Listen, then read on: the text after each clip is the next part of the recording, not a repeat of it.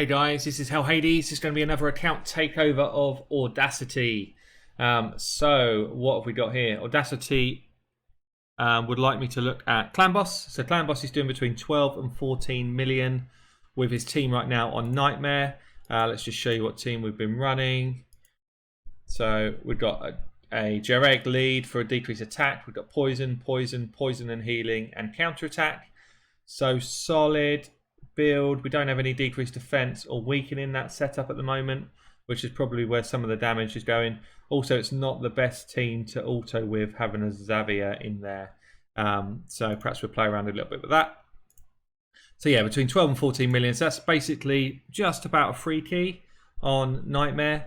The aim of the game here is to go for a 2 key on Nightmare and hopefully sort of start to set up towards Ultra Nightmare. The second challenge is themed, a pretty common theme. We're struggling on spiders. Can't get past 17 on auto to get this mission done. And then obviously once you do that, you then need to be able to get to 20 as well. So first priority is to get through 17 on auto, and then we'll see if we can push on for a team that can get further than that. And then I guess I might just have a quick look through other teams as well if we get some time. So let's have a look then. What have we got here? Yeah, common theme really. People have got the hang of the Great Hall in terms of should I build accuracy up? Yes, but this is just so underdeveloped as a Great Hall. Put your time into Arena from as early as you can. At level 60 here, I think we're through. Yeah, we're through all the 90-day stuff. Level 60, we should be seeing a lot more blue in this Great Hall. Certainly in accuracy everywhere else.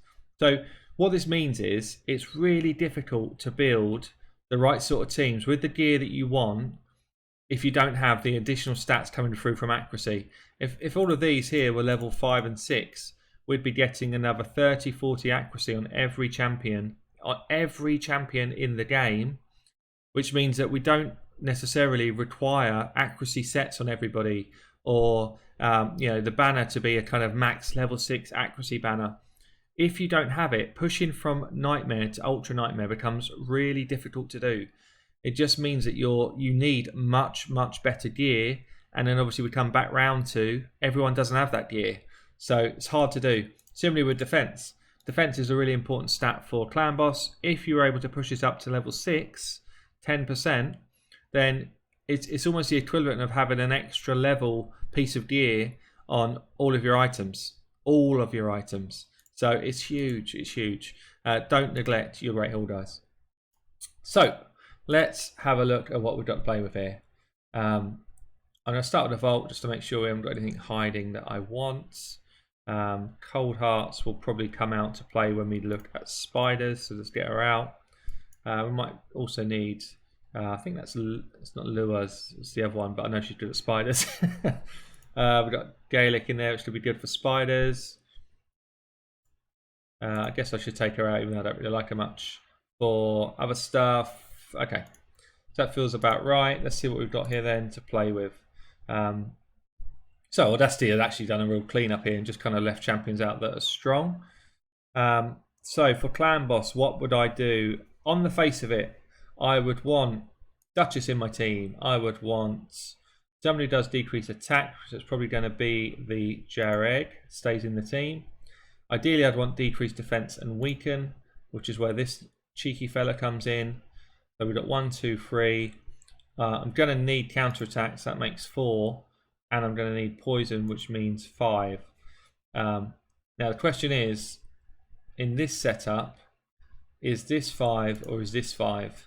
Because I could get probably more poisons here. I could get increased defense twice from these two.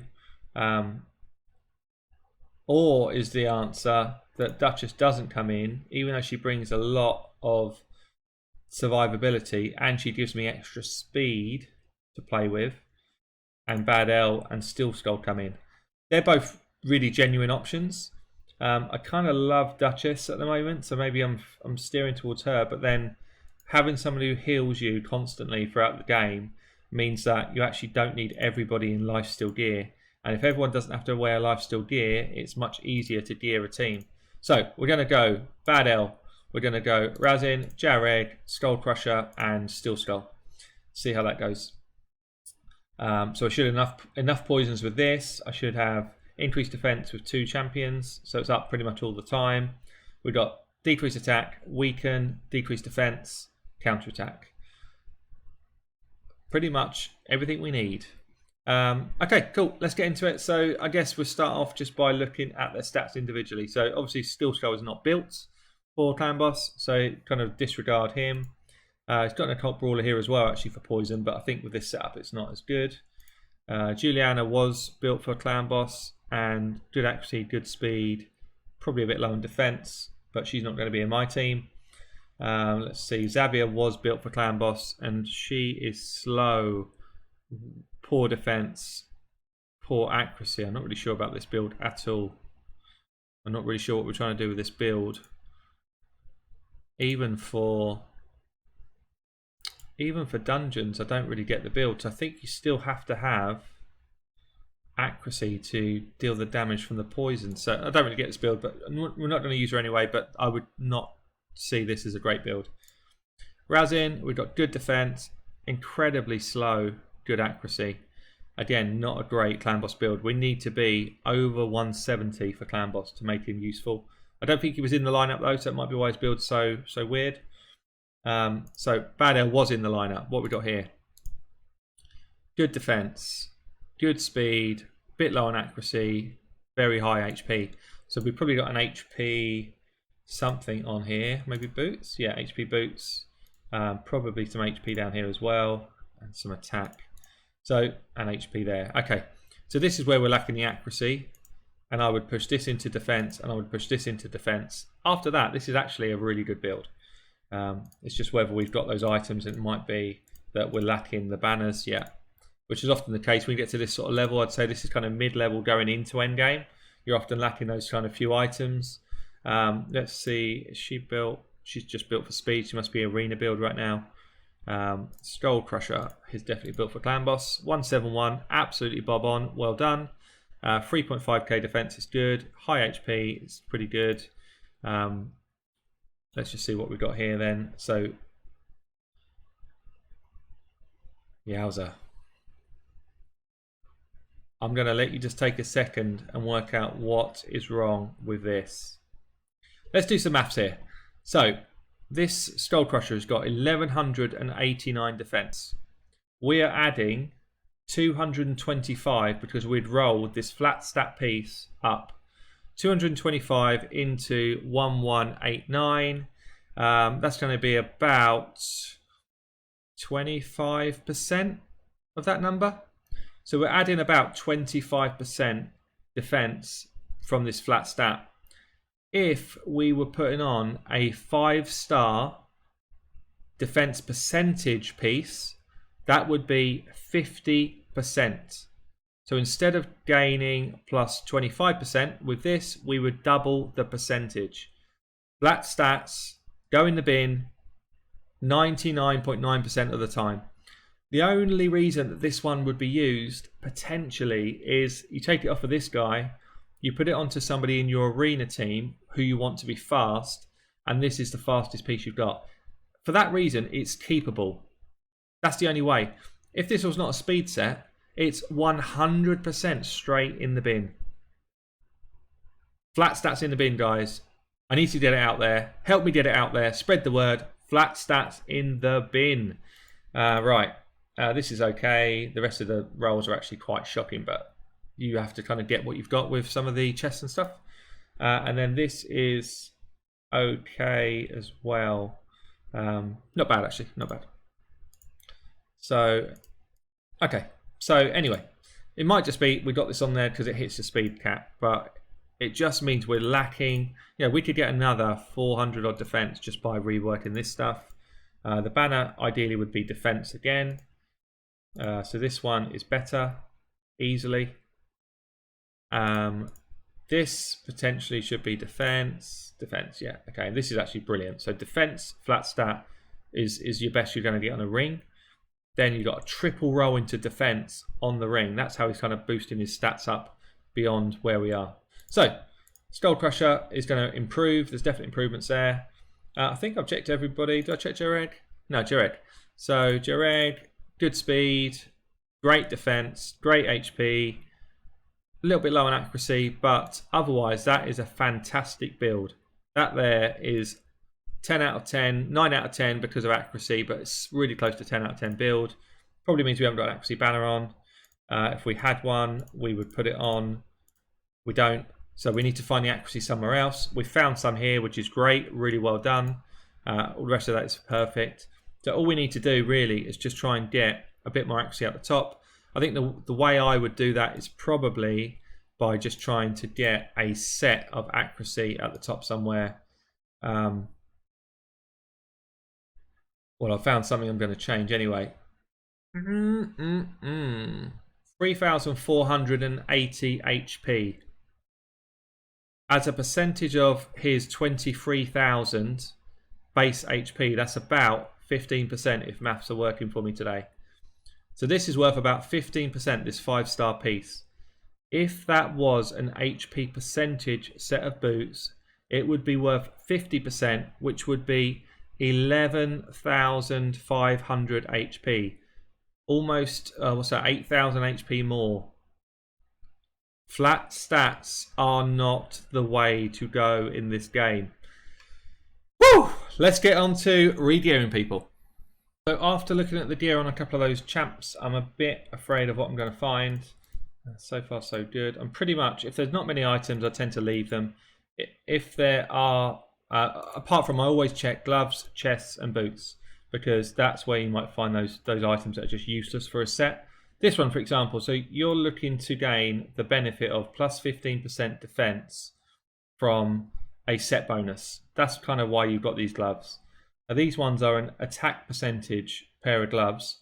Firstly, attack percentage is never going to be better than crit rate, crit damage, if you're looking for damage from an attack champion. Secondly, the set bonus makes no sense if you are looking for attack percentage on attack champion, potentially, although that's maybe a bit harsh. But then we've got the same in these boots as well. I'm not going to sell them right now because they might be useful and we don't really have much of a set here. But I would probably 9 times out of 10, maybe 10 times out of 10, get rid of those on my own account. So looking through here, I'm pretty much just looking for, do we have flat stats? Do we have items like this? This is never, ever worth your silver to roll. I need accuracy for these type of sets. So again, I'm just looking for those items that are in the pool that just shouldn't be. Most of these are fine. They're all good. Yeah, and I'm just making sure that Audacity here does not have a load of items that he's going to waste his silver on. So even a few resistance chests and things are quite good. They are just never worth keeping. And what's interesting here is we don't have a ton of items. So this one, for example, is actually not worth keeping. Bad roll, pretty bad roll, okay roll, bad roll. So all in all, that's not worth keeping. I'm not going to lose it because he's got such few sort of sets of gloves. But this one again, look, attack percentage, defense, resistance, I am going to get rid of that one. So it doesn't have any good rolls on it at all. That one again is kind of 50-50. Would you want to keep it? So just bear it in mind. We've got another set here. I mean, they've rolled right up. They've got good crit damage on. It's possible you might want to use that on a farmer or something for the crit. For me, I'd sell it. It's not really worth keeping. We've got no other speed boots here on speed set. What I'd advise here is if you don't have any speed boots on your speed set, go to campaign, farm some speed boots, and yeah, just get yourself a few sets. Campaign, brutal, get yourself some speed boots, farm the level 6 of the speed dungeon. I think it's like 4 or something, 4-6, and just, or it might be 6-6, not sure. And just get yourself some speed boots. You see what I've just found here? Get rid of it. You never ever want that piece. Anyway, I'm gonna go through the whole set, get rid of the trash, and get on with the video. Just to say, here's a classic set because Relentless is hard to get. You only get it through those kind of missions. I so often see all of these kind of flat stat pieces still in the inventory because people are thinking, oh, it's really difficult to get that set. I'm just going to keep it. Honestly, you're never going to roll it. Just save yourself the inventory room.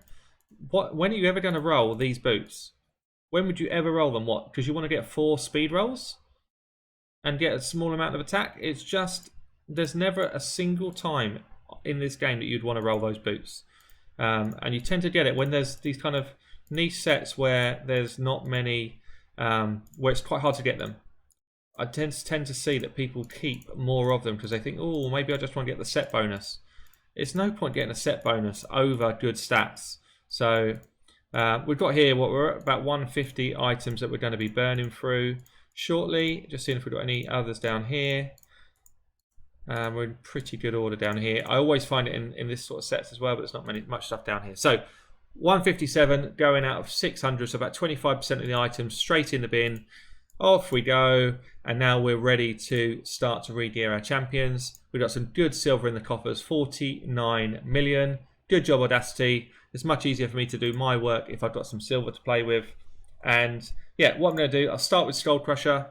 We've got some obvious things that we can change, so it's almost like a strip some of the stuff that isn't working, get on some of these better items, gear them up, and get ourselves to a good place. I always start with the jewelry items because it gives me a good sense of where I need to go with the items at the top. I kind of go jewelry, onto the kind of gloves, boots, and chest items, and then I finish with the top 3 items because they're much easier to find gaps with. Here we go. So, Skull Crusher, 171 speed. We kept that speed the same, but we've pushed his defense to 4.7k, which is really high, about as high as it needs to be. 47k HP, again, it's really high. This is a great build, 44% crit rate, good crit damage, no accuracy, exactly where we want it. So this is looking cool. Also got him in lifesteal gear, which is really important on Skull Crusher because you want him to regen his life when he does his counterattack. His masteries are set okay. Yeah, all set good, that's fine. I probably wouldn't have done those 2 that I just looked at there, but it doesn't make enough of a difference to change those, so that's fine. Let's go into Razin next. So Razin, we just want to make sure we've got no turn meter gain here, which we haven't. The rest of it is actually set up for a arena build by the looks of it. So this is the way we want to go with Razin. Basically want to put it right down here until you get this A1 booster. You want to end up in Giant Slayer, so you can either kind of port through here, which is quite a nice way to do it, into here, because there's a chance you're going to get a poison or a decreased speed, some sort of debuff from the clan boss on most clan boss fights. So take this one and then come into Giant Slayer for your last. And then you can either go this way. We probably need the accuracy on this build, so I'm going to go this way, get the accuracy wherever I can get it. I can come into the book, just get the bonus from the book, and then we can try and extend the debuffs that we cast, which is what we need there. This one gives us a bit more damage when we're full HP. So that's his masteries done. What build have we got then? So we have got a build that is 171. I just need to boost that another couple of speed now that I've changed bits around. 4.4k defense, which is great. 45k HP, which again is great. Decent level of crit rate. His accuracy is too low, so I've just I've just changed his accuracy out of his masteries. I didn't realise he had that, which meant it's just ruined my build, so I need to change it. Okay, so we have changed it around again. So we've still ended up in a good place. So 4.4k defense, 36k HP, 176 speed, 184 accuracy, decent crit rate. He's looking pretty good. We have got defense, speed on those items. We have got defense, HP because of the accuracy here, and defense on the jewelry. You saw the masteries, so he's good to go. So 1, 2, we've then got Jared for decreased attack. Just check his masteries, and they are wrong as well. Let's get a reset here. So this is going to dramatically improve our damage. Anyone who's in your clan boss team needs to have War Master, which is this skill here. If they've got a 1 hit or 2 hit A1, or they need to have Giant Slayer, which is this one here, if they've got a 3 or 4 hit A1. So for someone like Jared, what we need him to do is we need him to land his decrease attack debuff. It's the most important part of this kit for clan boss. This skill here, Sniper, means that he's going to have a 5% higher chance to land it. And this skill here, Master Hexer, means that if he does land it, he's got a good chance that it's going to proc for an extra turn. This one here is quite good to try and get his increased defense back quicker. So that is Jareg. Let's just see if he's got his A1 booked. This is really important. If Jareg's A1 is not booked, he's very inconsistent with decreased attack, and you need it for Clan Boss. So his build: 172 speed, 3.9k defense, 51k HP, 188 accuracy. He is going to be a Nightmare Legend, so he's good to go. Steel Skull next. Steel Skull is going to be our Poisoner. His masteries are looking perfect. So what stats have we got with him? 3.6k defense, 173 speed, 31k HP, 178 accuracy. Accuracy's a touch low, but we needed the speed to be in the right place, and I've managed to get some defense boots onto him, defense chest, defense gloves, which is why we got the accuracy where it is. I needed that extra defense to keep him up for longer. He's going to be a big core of our damage. And then lastly, our fastest champion of the team, so that he can get the cleanses off, is Bad L. Bad L, 179 speed, so he's quicker than the rest. 3.9k defense, 46k HP, 224 accuracy. He is ready to go. Masteries are not, so actually we might be in trouble with accuracy again, because this build is not right for Clan Boss. So I'm going to have to do a reset there. And basically follow the same build I've just done for Jareg, pretty much.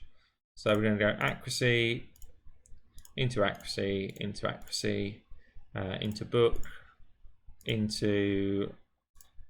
So with Bad L, pretty much want to do this. I don't want this ability because I want him to cleanse every time on a 3-turn cycle. So I don't want to get that either. Oh, what am I doing? What am I doing? I need this. Gives me extra chance to lay the poisons for longer. I actually need to come through this way just to avoid Cycle of Magic, because I want Lasting Gifts. Lasting Gifts means that I get my heals up for longer. So this build is pretty good for Bad L if you want to be on a speed tune, which is exactly what I've got here. Speed tune means you're going to go 1 turn for every 1 turn the Clan Boss takes. So Skull Crusher is our slowest at 171. Everybody else is quicker than Skull Crusher, but slower than 189 speed. Nobody has got masteries which improve their turn meter, and Bad L is the fastest at 179, so he is going to cleanse on the 3rd hit of the Clan Boss each time. So his accuracy now is a touch low, 174. We've got no banner on this account, so that's proving pretty challenging. We've got a little bit of a roll of accuracy here. I mean, I could change out this banner because an attack banner is not perfect for him anyway. So what I would do here is look to see if I can just get a roll in accuracy on a different banner, either an HP banner or a defense banner. If I can, then that is worth swapping out because I get an extra sort of 10 plus accuracy. Didn't get it there. So if you don't get it on a banner, oh sorry, on an amulet like that, you just literally say, right, where else can I get it from? None of these, none of these. That's no better. That's no better either. So this is my next chance. Crit damage is still better than attack. Attack is what he's wearing right now.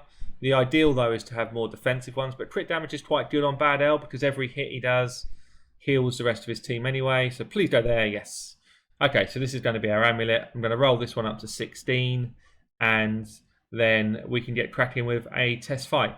What you'll I guess what I could say here is you don't necessarily need to roll up to 16 for all of these items. Most of them I do because I'm trying to crank out as much of an improvement for the person that I'm taking over as possible.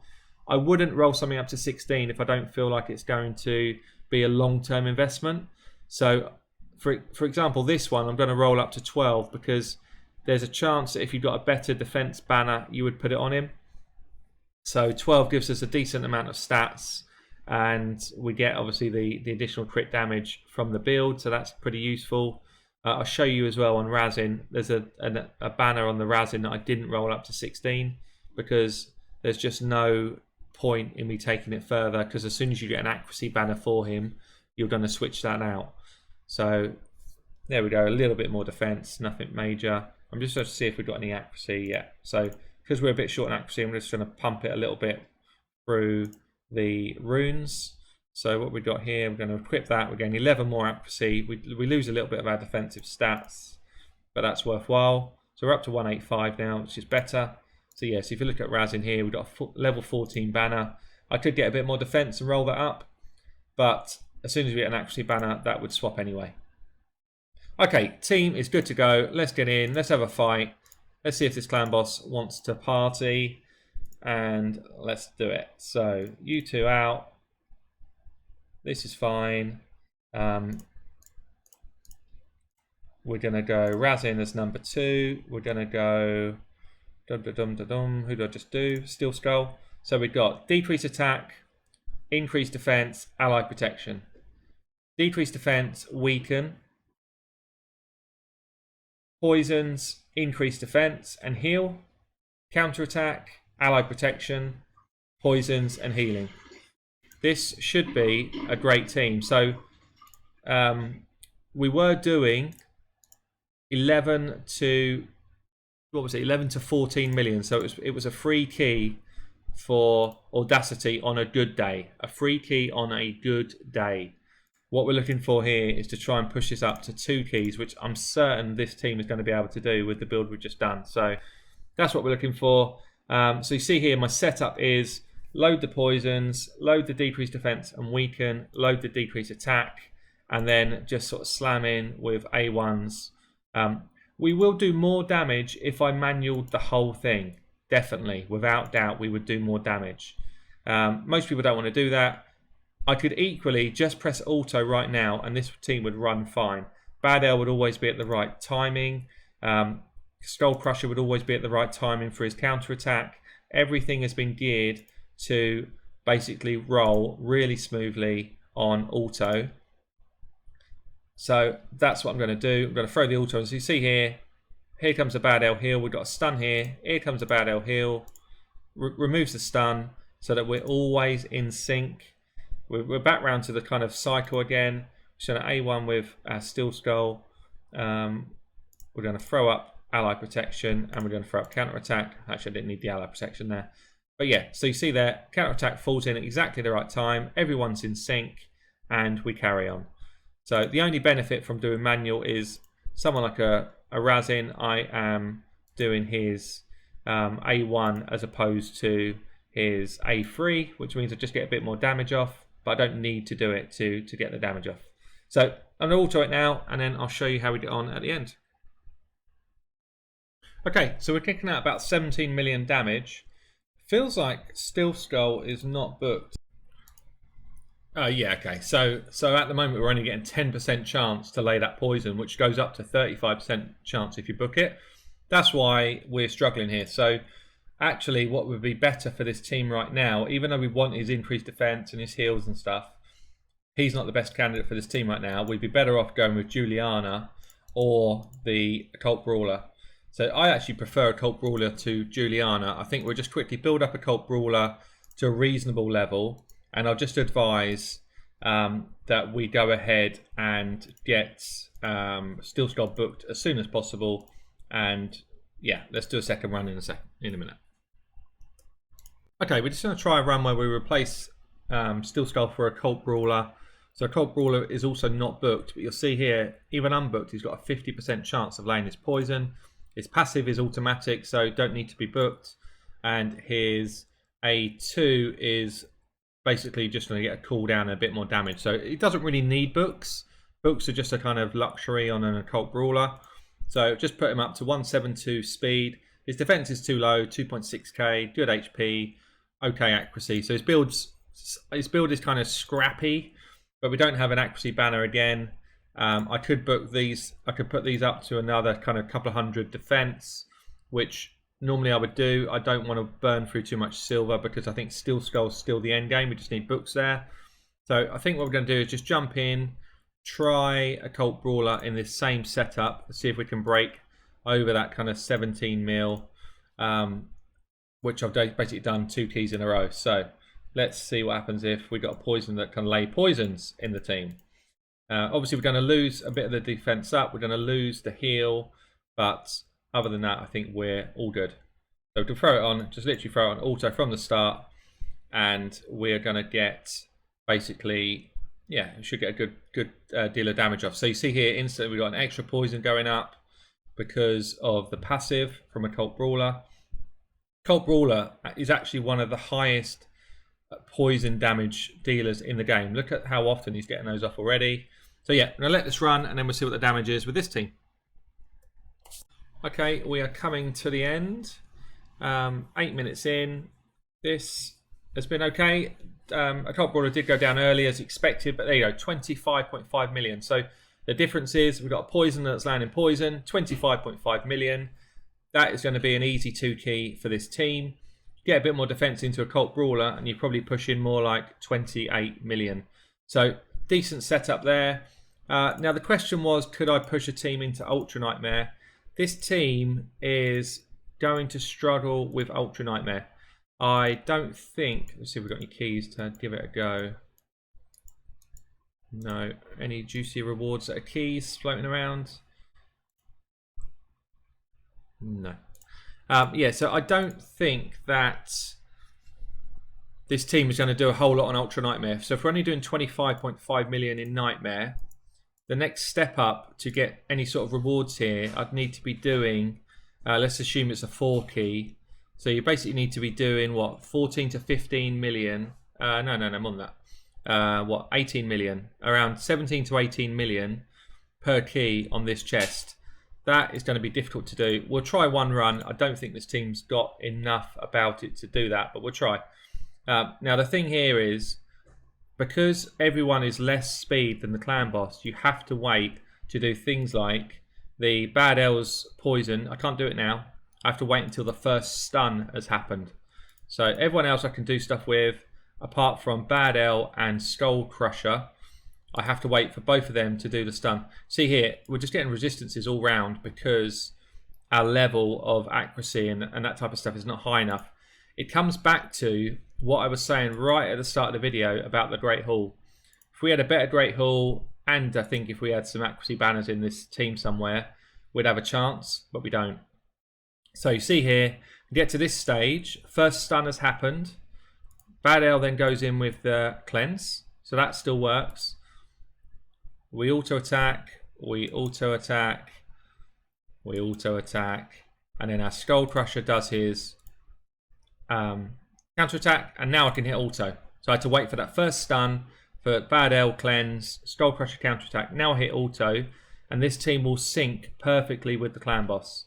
So that side of it works. You can then have a team that can run both Nightmare and Ultra Nightmare and do decent damage to both. But I think because of our accuracy levels and because of someone like Occult Brawler, his defense is nowhere near high enough to deal with clan boss. That's why the clan boss is targeting them already. That's a bad sign. If clan boss is targeting your Occult Brawler on the first couple of hits instead of your leader, that is a sign that he is ripe to die. Anyway, we'll let this run, see what sort of damage we do, and I'll kick back in a second. Yep, so we come in 12.38 million. As expected, it's a bit low. We need to push another 5 million odd to be able to do that. But it's actually, it sounds like a lot, but it's not that difficult to do. We just need more accuracy. We need the Great Hall to be working for us. If we get the accuracy up, we start to land a lot more poisons. And if we get the defense up, these guys last longer. So it's pretty simple to do. It just takes a bit of time to get there. So clan boss, I think, is in good shape. Easy 2-key Nightmare. Ultra Nightmare needs a bit of work as expected. So let's get a look at spiders. So what we're doing right now is the first question. So we're trying to break 17 on auto. Duchess is good for spider. Razin's good. Miscreated Monster's brilliant. Gaelic, I have my reservations about him. I don't think he's amazing. I would rather go these three and then perhaps throw the Cold Heart in to support. So let's see what we've got here. I haven't built these yet, so we still need to build them. I would probably do this and maybe this as a kind of standard setup. I like this setup. I do it with a number of teams, perhaps just subbing out her for other champions, but she's decent in this fight. So we've got turn meter, speed, shielding, protection. All of that is decent. So that feels like a decent team. You could throw someone like a Xavier in and do like a poison blow up comp. It's quite hard to do. You could throw in Steel Skull instead of Apothecary, but I quite like the speed boost. You could throw in a second Cold Heart even instead of Duchess and try and do it quicker. But all in all, I think this is quite a good setup. So I need to get into making sure they're built properly, and yeah, then we'll start fighting the spider. Okay, so we've got spider team ready to go. So Apothecary, what I've done is made sure he's got over 200 speed, decent defense, decent HP. That's all he needs. Crit rate is helpful, but not like a be all and end all. So in terms of his artifacts, he just kind of needs defense with speed, or HP with speed, HP or defense, HP or defense. Defense is better, but I'm not going to go and spend a load of silver re-rolling when he's already got level 16 stuff. So that's fine. Cold Heart was already built. So Cold Heart was built. Her accuracy is super low, but the rest of her kit is great. So if we had an accuracy banner sitting here, fingers crossed, there's one. Beautiful. We slap that one on, and all of a sudden we change the landscape of this build. So this build was strong in terms of it had high crit rate, high crit damage, decent enough HP to survive the fight. All of that's fantastic unless you're going to be dead. And this build, sorry, not dead. She's not going to be dead. Unless you don't hit your reset the spider's turn meter. So accuracy is as important as your damage, as you know, everything in the build is built around that reset turn meter actually working. Unless you think you're going to absolutely one-shot the spider, which is, I guess, if you're in complete endgame, that's probably where you're at. But with this sort of account where we're kind of going mid to end game and kind of stretching ourselves into the end game, we're not going to be there yet. So think about it. Priorities for a Cold Heart are accuracy high enough, HP decent level, speed decent level. Once you've got those three things, you then want crit rate to 70, crit damage as high as you can. Four things first. Crit rate to 70, speed decent, accuracy decent, HP decent. Once you've got those four things in place, slam the crit damage for as much as you can. Right, I'm going to let this roll up. I've done a bit of an overhaul actually. There was a few things that needed changing, but basically what we've done is we've thrown accuracy banner on, so that's now cool. Already had good gloves, we had a good shield, we had a good helm, so I'll show you these quickly. Crit damage gloves, brilliant, with crit rate and speed. That's about as good as it gets. Crit rate, damage and defense on the shield, which is decent. Speed, crit damage, crit rate on the helm. So those three were all great. I've thrown on this one, which has got those same sort of stats with a bit of accuracy. So this is a really good piece. This piece is worth rolling up to 16. I put an HP chest on with accuracy and crit rates. And we've got speed boots on now. Crit rate, crit damage, accuracy, HP. Four great stats with the best main stat for boots. So you see what I've done here? I don't have a single set bonus. No set bonuses. I don't care about it. What I care about is enough HP, enough accuracy, enough speed, enough crit rate, and then as much crit damage as I can get after that. So Cold Heart's good to go. Apothecary, I showed you, I think. Yeah, already showed you him. Miscreated Monster. Tons of HP, okay speed, loads of accuracy. So I want him to stun and land the stun. I want him to have massive shields when he does his shielding. Could do a bit more speed, but it's not terrible. So he's good to go. Razin I already built for Clan Boss, so obviously he's just a super tank. And then Duchess is kind of decent defense, very good speed, and good HP. So let's get into the spider, see what we can do.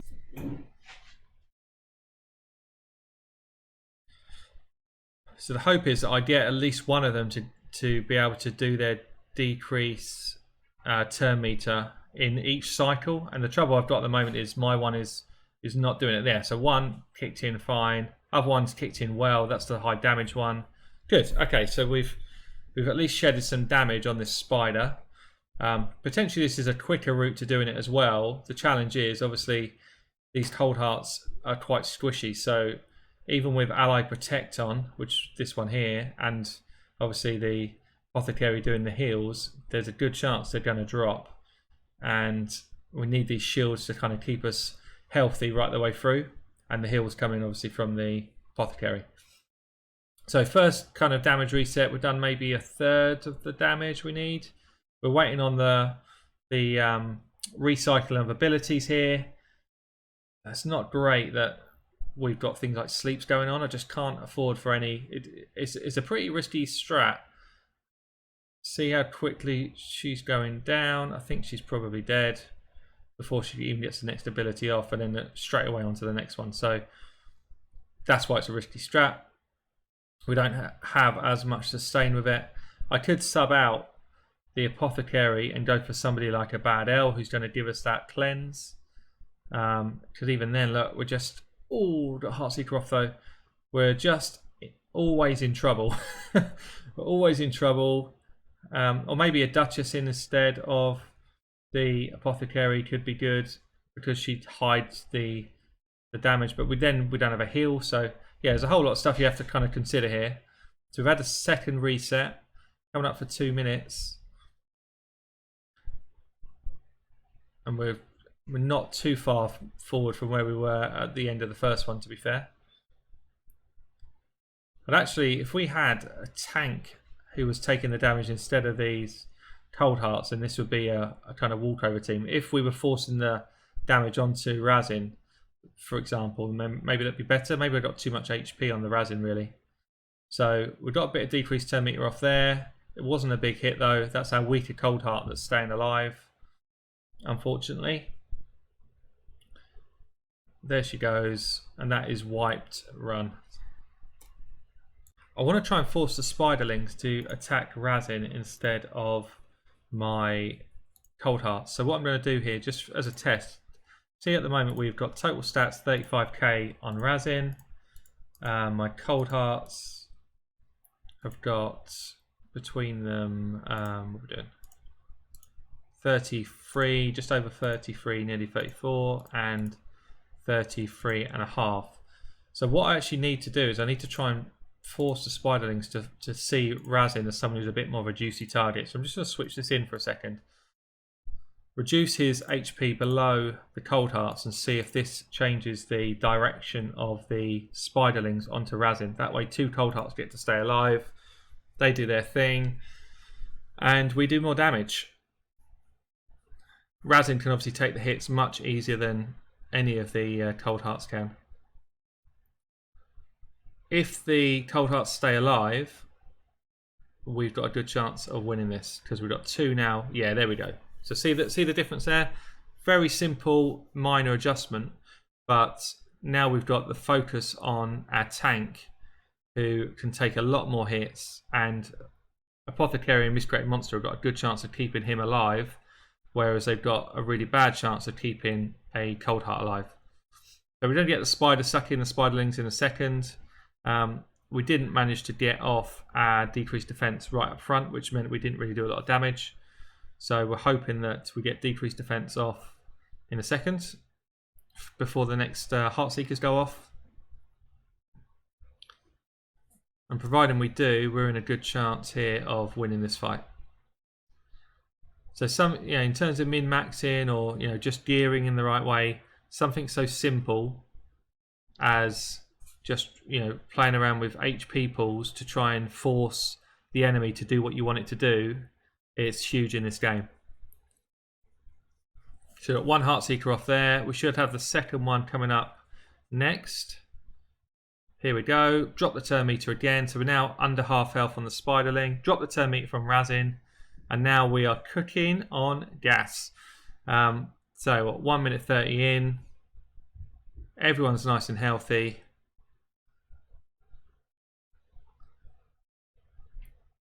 And I don't know if I would have showed it. Yeah. So it just shows what happens when you play around with gear a little bit. And it's such a simple change. But we're just trying to... We're trying to be in control rather than letting the AI be in control. This has proven to be quite a tough fight. So, behind the scenes here, I've reset maybe 3 or 4 times trying to get the right team comp to get this working. So, it's, what you see here is not always me doing it first time. Actually, some of these fights are hard. And, some of the team comps is just trying to play around to make sure that we get it right. But this is going to be an auto team that works.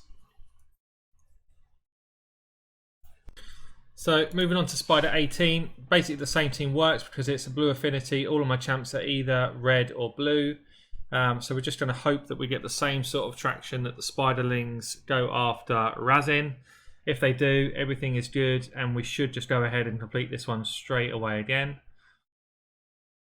All looking good so far. We're actually, this time around, they're focusing the Cold Heart, which is interesting.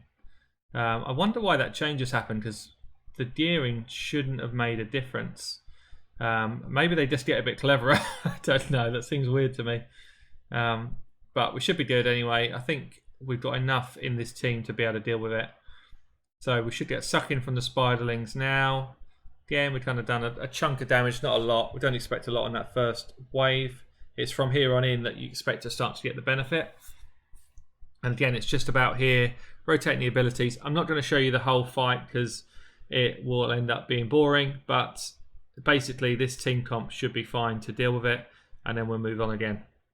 Okay, not too bad. 3 minutes 24, same team, romped home. One of my Cold Hearts died, that's fine.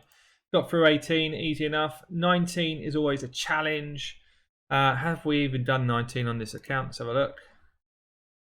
19, no, never done 19 on this account. Okay, Spider 19, this is all about the manual.